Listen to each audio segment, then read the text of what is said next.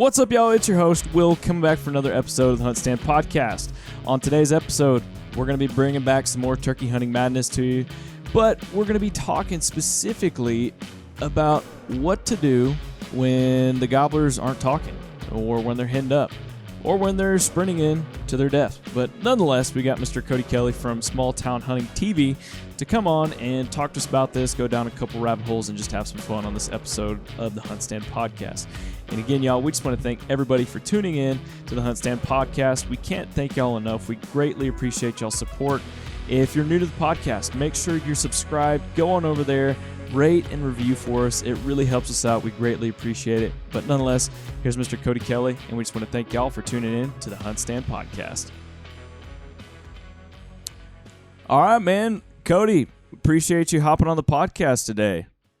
Man, I appreciate it. Good to be here. Absolutely, man. We can't thank you enough for taking the time out of your busy turkey hunting schedule and work to hop on here with us. And one of the things I like to do to start out each of these podcasts with, especially with new guests, is I like for y'all to give us the 30-foot tree stand view of who you are. So, where you're from, how you got into what you're doing, and just kind of giving us a little skinny of who you are, man. So, Cody, give us that 30-foot tree stand view.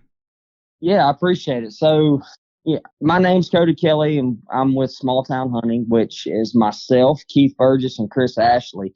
And, we all cut our teeth and broke into the industry at Primos, doing Primos Truth About Hunting. We all worked there. Chris and Keith were there about 16 years, and then I came in after that. But we had a good run there and decided we wanted to try things on our own, and there was some corporate changes there, and it was the time to take a chance, and been doing small town hunting ever since. We're filming season 7 this year. We always joke around. We told everybody, man, if we can do it 2 years, that'd be a good deal. And then it's like, well, I guess we're going to do year 3. And then it rolled to year 4, and we're still going. Still going. That's good, man. Yep. So it's been a fun ride. We got a great group of guys, the producers, the editors, and then me, Chris, and Keith. The friendship there. It's the team is everything. So it makes it a lot of fun. Heck yeah, man. That's what it's all about. So how did you get into hunting? Was it kind of the standard going out in the woods with dad, or what got you obsessed with the outdoors? I would say I'm a blue book textbook. My dad was a big hunter, and it gravitated right to me. It started out, he always tells everybody he gets a big kick out of it. I was not a morning hunter, and he never pushed that envelope starting out, because that was the time he got to hunt, and he said he killed a lot less animals when I started going with him in the afternoons. So it was kind of started that deal, toting the BB gun, and him keeping me busy with little Nintendo games, different things in the stand, and trying to keep me quiet. And that grew into, if the truck was going to the deer camp, I was in it. So, yep. And the stories from the deer camps and hunting with him, they're still my top memories. Even after traveling all across the country, and we have done some dumb things and learned a lot. Haven't we all, man? Yep. So, but I was blessed, man. I still have a great dad, and still I get to go on a couple hunts with him a year, and we get to relive those stories. But yeah, that was 100% the roots. We grew up hunting, and it was, hey, if you get this list done around the house and here's your chores, then I'll pick you up Friday afternoon from school. We'll hunt Friday afternoon and Saturday, and then we'll go to church on Sunday. So that's pretty much how I grew up hunting. I love it, man. So did you have that Red Ryder BB in the blind with you too before you could shoot? Oh yeah, for sure. And not knowing it until years later, it was empty. It was full at the house and empty in the stand. and you thought you were there for backup for your dad in case the deer got up, right? 100%. It's probably one of the funniest stories there was I was probably 5, 6 years old, and I shot my first deer at 7, but I was probably 5, I would say. Yeah. And we're in a box stand, and it was the old, we called it the old Johnson place, and it was just a box stand with a food plot, typical Southern, hunting. Yep. And he would always wake me up, when deer started coming out. Well, that always worked good until the shooter was the first deer in the field. And I'm going to say probably last time I slept in a tree stand was when his 7 mag went off and I was in a dead sleep in the bottom of the box stand. Woo! I don't sleep again. I bet that was a nice little wake-up call. It was. So, but yeah, good times, man. And it's that's 100%, made me who I am today and the hunting passion. Heck yeah, man. I am right there with you in that same boat. Used to take the old Red Ryder with me, either shoot squirrels if there weren't deer, or I'd sit there thinking I was back up for Dad. Yep. So I can tell you, as a kid, if they would have had gamos, I'm gonna say our neighborhood would not had as many squirrels, and because I know what we were hunting squirrels and birds in the yard with, and if we'd have had what they have now, it's it'd be a lot less. I might have been in a little bit more trouble. 100%. Yeah. Oh, hell yeah. I will say that. So, man, I wanted to get you on to talk turkey hunting. We're in the thick of it. Y'all have been doing a lot of turkey hunting. We've been doing a lot of turkey hunting, and the birds are doing a whole bunch of different things across the nation. You got birds that are going nuts. You got birds that are still in winter flocks. And so I wanted to get you on here to kind of talk about hunting different types of birds. So hunting those silent turkeys, the ones that are henned up, and the ones that literally come in sprinting to die. And so I just wanted to kind of pick your brain, how are you hunting each of those birds? So to start off, how do you approach hunting that bird that's just silent? He might have gobbled a couple times on the roost and then all of a sudden nothing. So what's your approach? And that's tough to not cross into henned up as well. Yeah. Feel like that those two go, the approach is very similar in my opinion. It's kind of, I guess in our group, it's it's going to be a long one. It's a patient thing. A lot of times they're gonna gobble. Now it's not that bird out looking that's gobbling and trying to gobble a hen up, but they will gobble enough to stay on them. And I'm not saying, hey, if you stay on them and you hear the gobbles, you're going to kill them. That is definitely a tough scenario. But I feel like that's one thing we did really well in Georgia and Alabama. Although things were tough, and they'd gobble 8 to 10 times on the limb. They pitch down, and it's silence. Yeah. But our strategy on that, and my strategy is, I want to be in areas I know the birds are there. You've done the homework. You know they're roosting in close close to the same spot every time. They're living in a certain section, and just trying to stay close enough that when he does slip up and gobble, you're able to keep making moves and stay on him. And so, perfect scenario. We were on a bird in Georgia. The bird 2 mornings in a row was roosted within 50 yards of the same tree. Dang. And so we went in, he pitched down. He's got 8 to 10 hens with him. We got close. He gobbled with them. He got with the hens. He shut up. It was about every hour or so. And it was a lot of, looking at HuntStand, and man, he could go up here. He could go over here. And then all of a sudden he gobbles and he's in the same spot. He hadn't moved, been there an hour.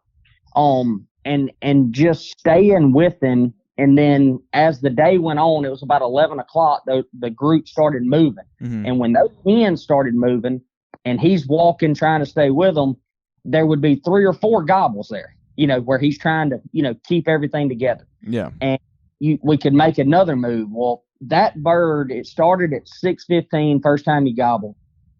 And at 3 o'clock, they started making a move. And he gobbled enough that we luckily just got in a good spot, got close enough, started calling, hens get interested, and then we ended up shooting him at 3:30. But 100%, we knew that was what our plan was for that day, and I think that was probably the most successful thing we did, is just trying to stay in there so when he does mess up and gobble, you're close enough to make moves, and you just keep making those moves. Yeah. And that's not ideal. Mm-hmm. I mean, a lot of people, I'll be honest with you.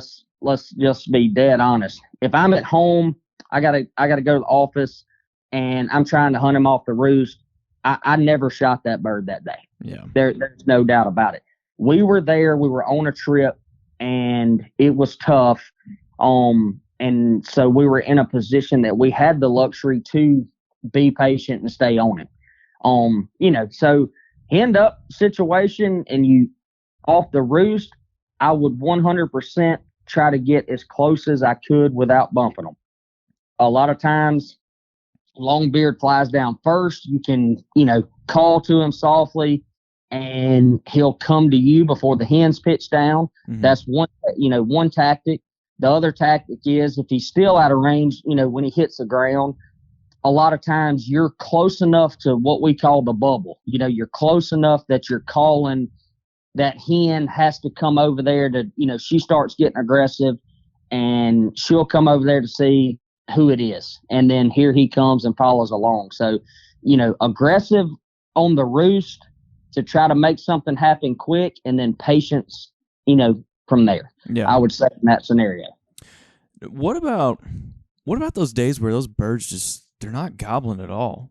Like, I mean, we've all kind of had those days that might be a little bit windier, or you had a cool front that kind of came in the night before and they just shut up for whatever reason, or it's just one of those dog hot days. I mean, what are you doing on those days that they're not talking at all?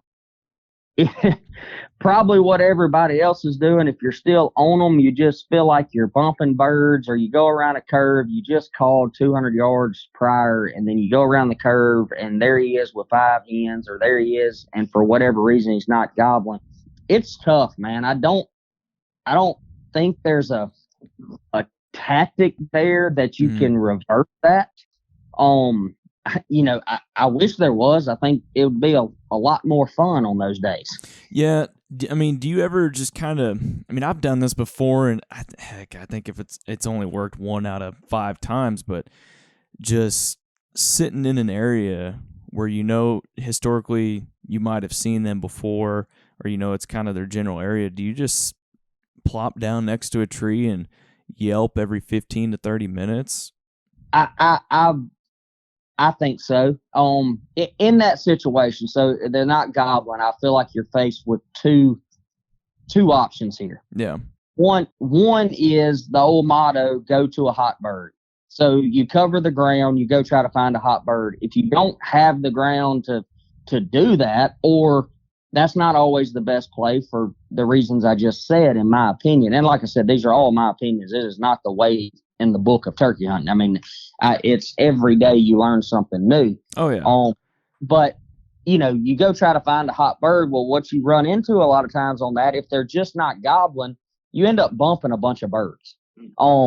And I definitely think the safest and best scenario in that is to try to find somewhere you've seen a strut zone, or, a food plot outside of the timber, block of timber that he's at, and do some light calling every 15 or 20 minutes. And I think that goes back to a lot of times what we were talking about, staying on a bird.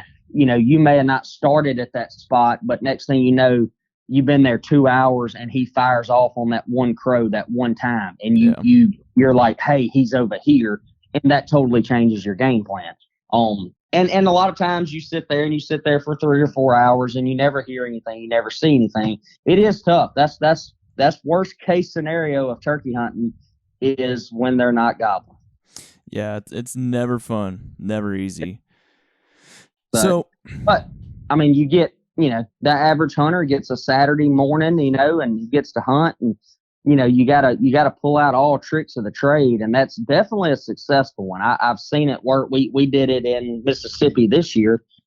We had a spot. We had trail cam pictures of 2 longbeards, 1 picture, and so we go over there. We kept trying to strike them. We'd pull in. It was a small piece, 50 acres, and it was kind of food plot or bust, really. Yeah. And so we eased in there. We'd yelp, we'd check. We never struck anything. And it was one of the days exactly what you're talking about. We have hit everything that we could hit, and we haven't heard a bird since fly down. And so we made a decision. We're like, hey, we had pictures of them. Let's just go sit in the food plot, be patient, do some light calling every 15, 20 minutes and see if anything happens. And, either we hear them fly up and have a plan for in the morning. So we sit there. We went in at 3:15 and we sat there all day, every 20 minutes, hitting, different sequences, and every now and then get aggressive and cut, try to strike one. Do that all afternoon. And at 6:40, we yelped and they gobbled at 200 yards. And we've been there for 3 hours, nothing, haven't seen, heard anything. And in 5 minutes, they were jumping on the decoy and we shot them. But so that's the exact scenario you're talking about. We have, there was nothing gobbling anywhere. And we had done that for 2 days in a row and not striking anything, bumping some birds every now and then. So we just decided that, we know there's birds in here. Let's sit down, be patient, call every 15, 20 minutes. And it's one of the best hunts we've had all year. Heck yeah. All right, y'all, we're going to interrupt this podcast real quick from a word from our sponsors and to thank them for the support of the HuntStand podcast. First, we got Federal Premium Ammunition. It's federal season. There's nothing louder than a gobble from a longbeard that struts into range, or silence as complete as after you take the shot. Celebrate the ultimate rite of spring with Federal. Up next, we've got Work Sharp Tools. Sharpen every knife you own. And finally, we've got Yamaha Outdoors. Revs your heart. So we just want to thank them for their support of the HuntStand podcast, and we're going to get right back to it. So I kind of want to talk about Henned-Up Gobblers next, diving in, because sometimes, we have the scenario that you were talking about earlier, but then one of the things I ran into recently was I had a Henned-Up Tom that he was just gobbling his head off. So when you've got a Tom like that he's got a hen that, he's following her, and you're back behind him or off to the side and you're yelping and he's gobbling and everything you're throwing, but he just keeps following her and he's gobbling and walking away. How do you attack a bird like that? I mean, are you going right at this bird? Are you going to try and cut them off if you know where they're going? Like, how do you approach a scenario like that? In my experience, and I know it's you get into the controversial, subjects of decoys, no decoys.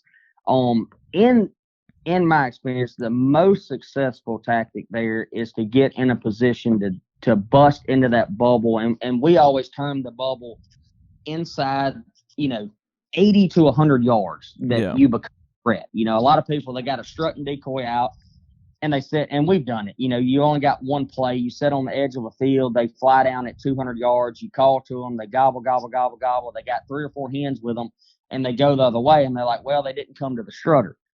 Well, it wasn't a threat. It wasn't in the bubble. He's watching him, but it never got inside that 80 to 100 yards. So, if I could ever get in a position, whether it's cutting them off or getting to where they're headed or trying to get in a position to have a setup with a strut and decoy inside that 80 to 100 yards, I feel like majority of the time they will break because they're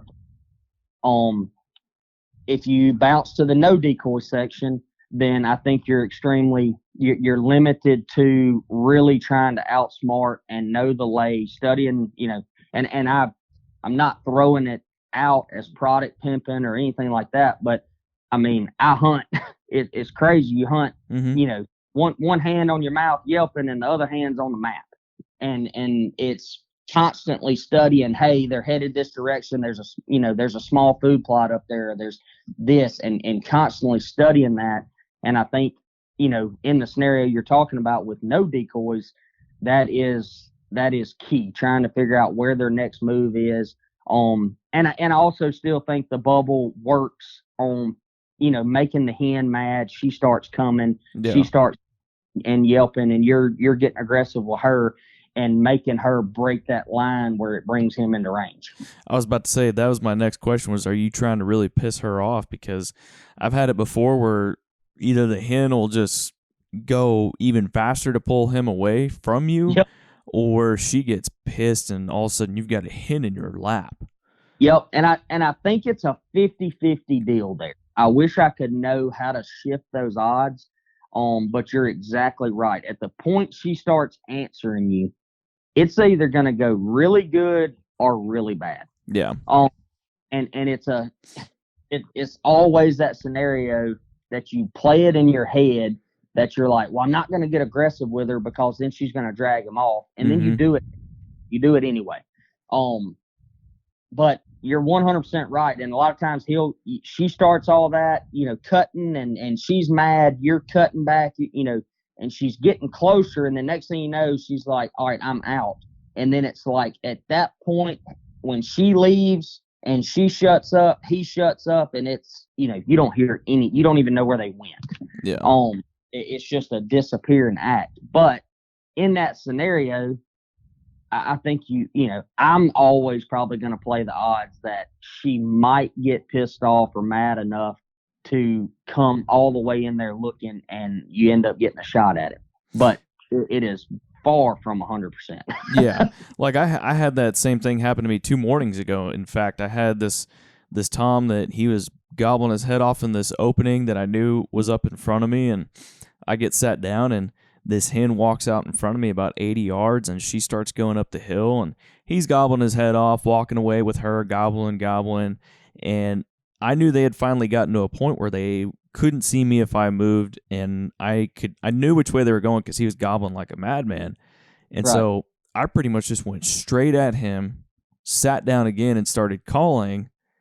And then all of a sudden, he started coming back to me. So I think either she got scared of me and left, or said, Right. screw this, I'm gone. I'm not going to deal with that. You can have her, kind of deal. That's right. Yeah. So And that's what I mean. I think if you get the situation where they're communicating, you're playing the aggressive approach and doing what you did, moving into that, getting into the bubble where whatever happened, and you'll never know whether she left or you got close enough that he said, you know what, I'm gonna try to bring this one along too. I don't know what happens then. I wish I did. Same. But a lot of times, I mean, it works. It does. So one of the things I know listeners are probably going to ask is like, okay, you're talking about pissing a hen off. What are you doing to make her mad? Like, what kind of calling are you throwing at her to tick her off?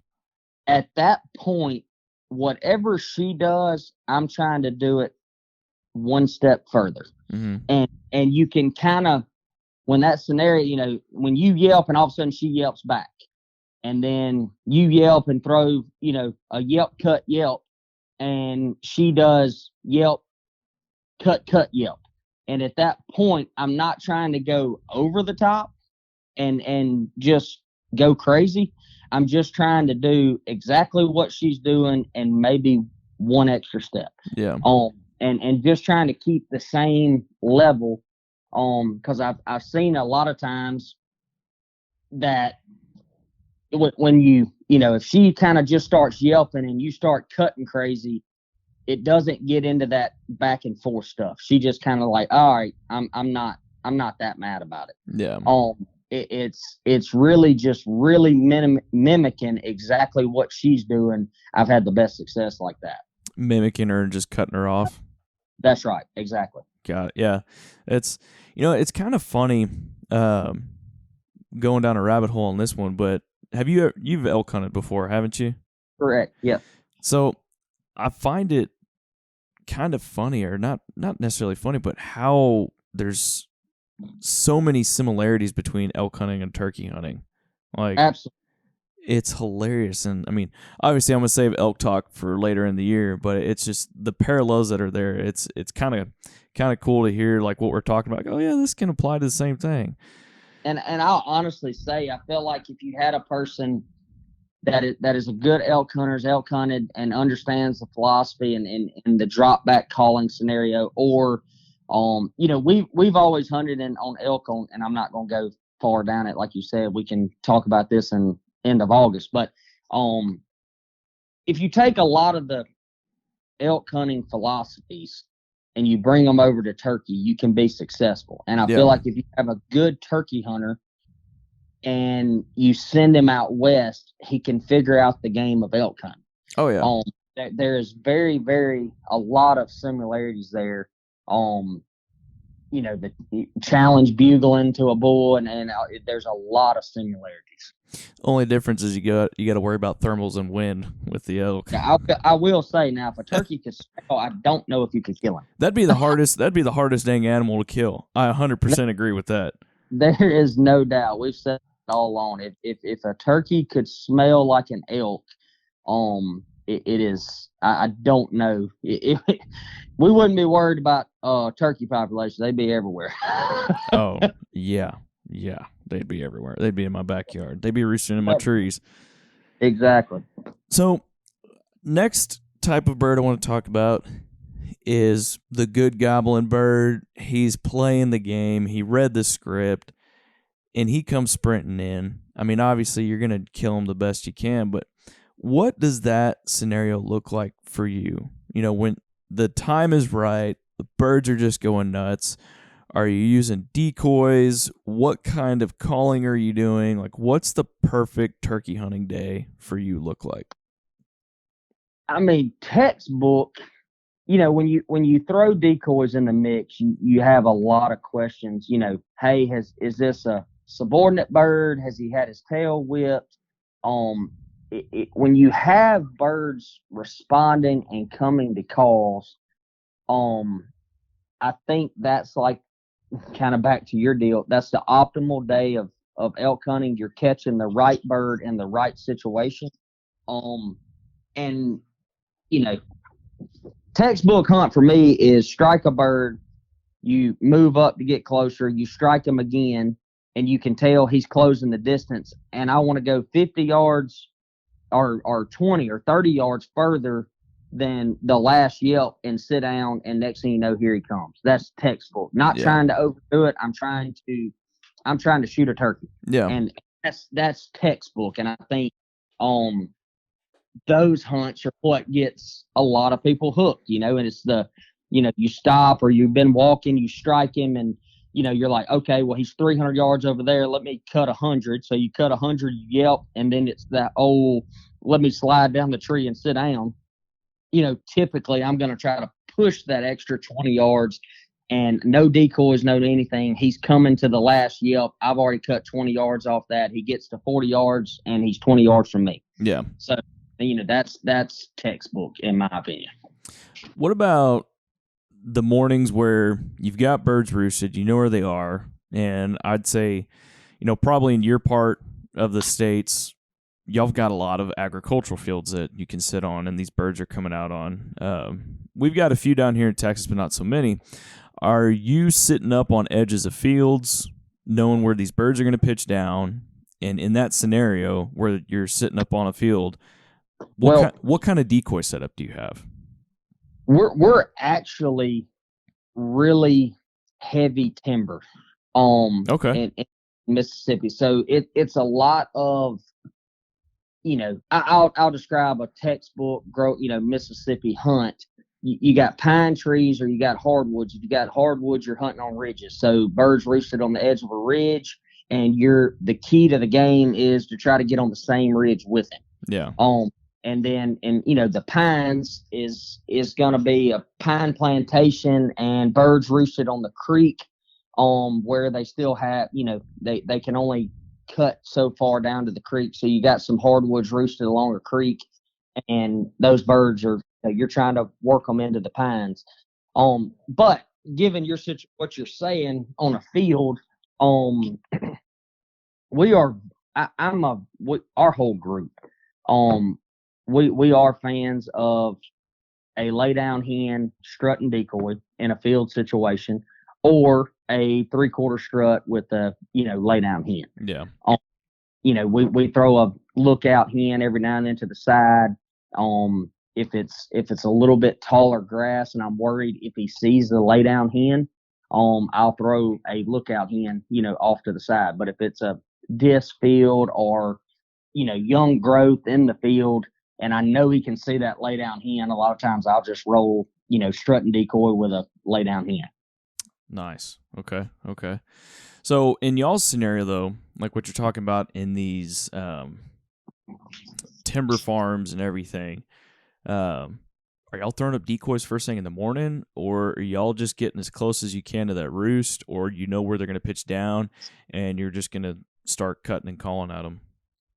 I would say at the first of the season, opening day, we're going to have a strutter out. And I think we let the season depict when we start. I think early there's still a lot of establishing the pecking order. Yeah. So you may have a few that shy away from a strutter, but a lot of times, they're still in that dominant phase where they're trying to establish who's top, who's king. Yeah. And strut and decoys early, opening day. No matter what the situation is, roosted birds, we go into hunt, we're going to put a strutter with a lay down.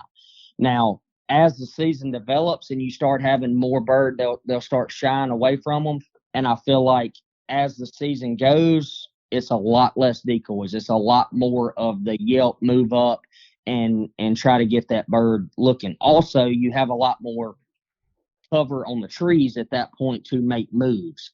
And I feel like that's why we use decoys a lot early. Is everything's open. It's hard to get as close as you want to get in that bubble to make it happen. Mm-hmm. And a lot of times decoys help with that. Once you get some cover and grass starts getting taller, I think it's a lot easier to, make them come in and look, because it could be behind that grass patch. It could be behind that clump that's got leaves all over it. Yeah. It's a lot easier to make them and come in and look, just like an elk. Same philosophy. Yeah. Well, sweet, man. Well, to kind of recap what we've talked about, I want you to give the listeners kind of a number one on the advice list of what to do when hunting those silent birds, hunting those Henned-Up birds, and the good goblin ones. So what's kind of your go-to advice for those three subjects? I'll start with I hope everybody has that good goblin bird. I feel like those are the ones that you're thankful that it happened, and that's what keeps you going. Yep. And I think on Henned-Up birds and non-goblin, to keep that hunt in your mind. That's what keeps you going. Now the Henned-Up birds and non-goblin and outsmarting and playing terrains and those are the most rewarding. Mm-hmm. But I feel like the yelp and strike one, and you just the old saying, you could have rubbed two sticks together and shot him. That's what keeps everybody going. Yep, exactly. Well, sweet, man. Well, tell the listeners real quick, where can we find you on social media? Where can we find the show? And tell us about that real quick. Yep. So Small Town Hunting, we air on Sportsman's Channel. And then we've got a digital series as well, called Small Town Life. And that airs on Waypoint, Instagram, Facebook, Hunt Channel, Roku, all of our everything's uploaded to YouTube, so that the digital series is kind of a semi-live. If we shoot 3 birds in Mississippi within the next week or so, those are going to be out there, and it's bare bones, straight to the hunt, just good hunting footage. And then the TV show really brings in the strategy side and a little bit longer form. But yeah, so Sportsman's Channel and Small Town Hunting Facebook and Instagram. YouTube, Waypoint, Hunt Channel. So it's a joke inside our group is if they're not watching it, it's because they really just don't want to watch it. No, man, y'all got some great stuff. Where can we find you on Instagram? Small Town Hunting TV. All right. Love it, man. Well, Cody, man, I really appreciate you hopping on the podcast today, talking turkeys and giving listeners some advice. Yep, I enjoyed it, man. We'll have to get you on, heck, elk season. I know we'll go on to that once August gets here. Yep, we'll keep rolling them. So it'll be good luck to everybody out there. It's if it's tough, it'll get better. And there you have it, everybody. Another end to the HuntStand podcast episode. And we just want to thank Cody for hopping on with us. He's got a hectic, crazy schedule, chasing these crazy turkeys all across the nation and putting them down on the ground, giving them some dirt naps. So, Mr. Kelley, we just want to thank you for hopping on with us again.